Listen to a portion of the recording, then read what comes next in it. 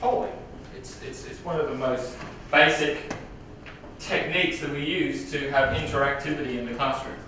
When we have a really small group, you know, we've got 5, 6, 7 students, you can have a conversation with them and you can sort of get immediate responses in terms of their understanding of the material or getting their views on a particular point quite easily. But once the size of the class starts to grow and you've got 20, 30, 50, 100, 500 people in the room, you don't have that sort of direct connection with each student. And so what you start to do is get people to put their hands up to show you things like, do you agree? Do you disagree? Do you understand this? Do you not understand this? Here's a multiple choice question. Who thinks A? Who thinks B? Who thinks C? Who thinks D? Putting your hands up, it's quick, it's easy, it's fine. There are disadvantages. The larger the group, the harder it is to really get an accurate measure of, you know, how many people think yes, how many people think no. It ends up being, oh, it's about half or about a quarter.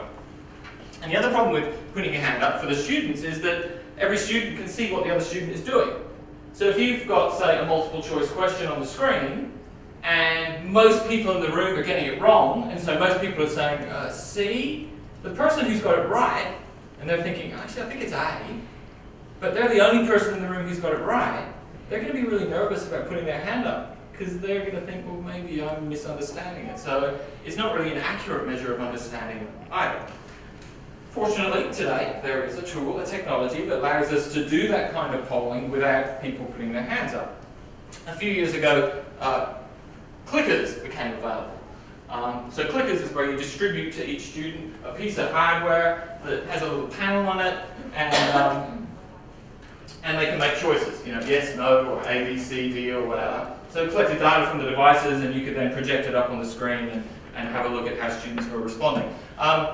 Some people still use the hardware-based classroom polling technology.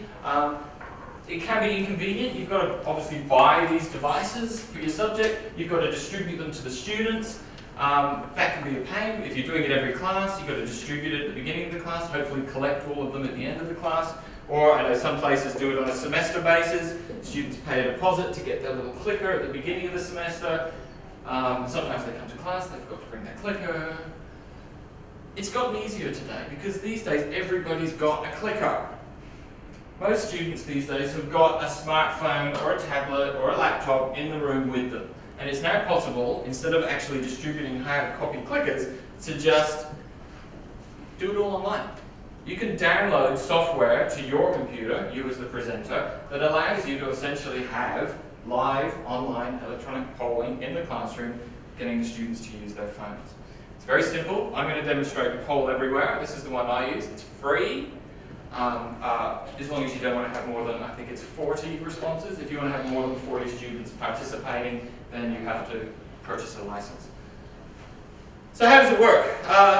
Very simply, you create an account on the Poll Everywhere website. You can then just get straight in and start creating questions. Multiple choice or open-ended questions, which you can then use in your classroom. You can collect the student responses. They can text a particular number, or they can go to a particular website, which is my preferred way of doing it. I think the best way to show it is to show it. So, if you have a device on you right now, please take it out. So if you've got a phone that has a web browser on it, if you've got a laptop, if you've got a tablet,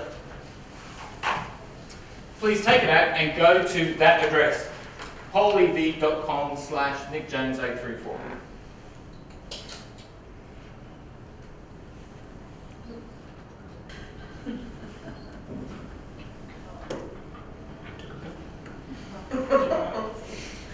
You can change your mind, can you? You can change the settings. You can allow students to vote more than once. You can set it up so they only vote once. And it's actually quite engaging. It's interesting. When you've got a lot of people in the room, it's like watching a horse race. And you know which answers, if it's a multiple choice question, you know the right one, and you're like, oh, okay, it's in the lead, no, it's falling behind. I love the fact that it immediately projects the data up on the screen. You've now got an accurate measure of what the students in the room think. Plus, each student is doing it anonymously, so they don't have to be embarrassed about the fact that, oh wow, I'm the only one who wants pizza in the morning. Instead, when I created that on the Poll Everywhere website, once I'd set up the question and the options, there's a button that says download this as a PowerPoint slide. Click, downloads a PowerPoint slide, which I then insert into my PowerPoint presentation, and this is how it works as a slide. So here's another one, let's see if it works. Oh, it's anonymous, that'd be great too.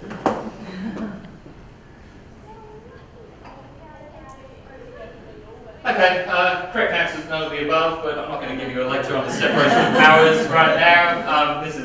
It's quite normal for most people to think that someone's in charge. Sorry, no one's in charge.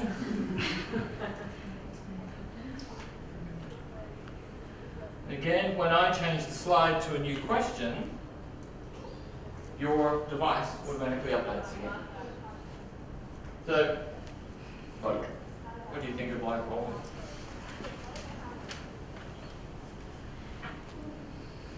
So if you are, there's